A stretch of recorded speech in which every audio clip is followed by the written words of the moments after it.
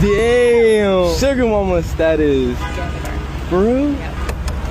So we're gonna be having like more business meetings? Of course, we gotta go do you know what? No, not you know what.